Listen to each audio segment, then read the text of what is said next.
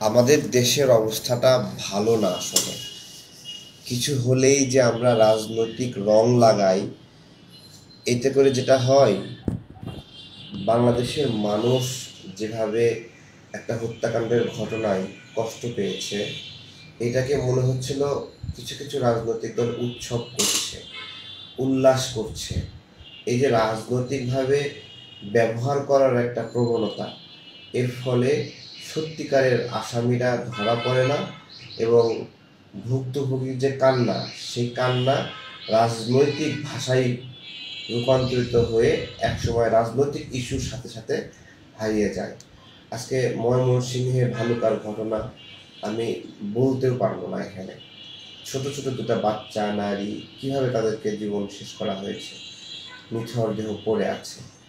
আমরা এসব দেখতে দেখতে আসলে মানে নিতে পারছি না। মসজিদের মধ্যে খুতবা পছন্দ হয়নি, খতিবকে খতম করে দিচ্ছে, হ্যাঁ, তাকে আঘাত করছে, রক কেটে দিচ্ছে কতভাবে। আমরা সবসময় এমনভাবে জড়িয়ে গেছি যে কোনো একটা ঘটনা ঘটলে না আগে খোঁজার ইচ্ছা হয় যে এটা কোন দল ঘটাইছে, আমার এটা খুঁজে বের করতে হবে, খুঁজে একটা আঘাত করতে হবে। এই যে রাজনৈতিকভাবে মোবিলাইজ করার যে একটা চেষ্টা, মানুষের আবেগ এতে খুব স্বল্প সময় স্থায়ী হয়। হ্যাঁ, সোহাগের ঘটনা যেভাবে মানুষকে টাচ করছে, ওই টাচের জায়গাটা মানে কি অবস্থা, লণ্ডভণ্ড করে ফেলেছে। তারপরে মুরাদনগরে কি হইল দেখেন, এক নারীকে বলা হচ্ছে ধর্ষণ করা হয়েছে, পরবর্তীতে এটাকে রাজনৈতিকভাবে জড়ানো হলো।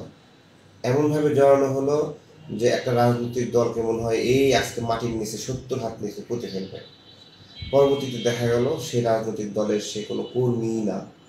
পরে আরও দেখা গেল মহিলা মামলাই করতে চায় না।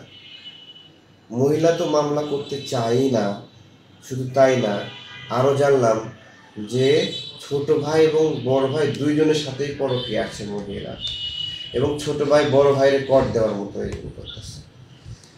ঠিক আছে, তো আবার কি হলো, একই পরিবারের কয়েকজনকে সেই কুমিল্লাতেই পিটায়ে একটা অবস্থা, জীবন শেষ করে দেওয়া হলো।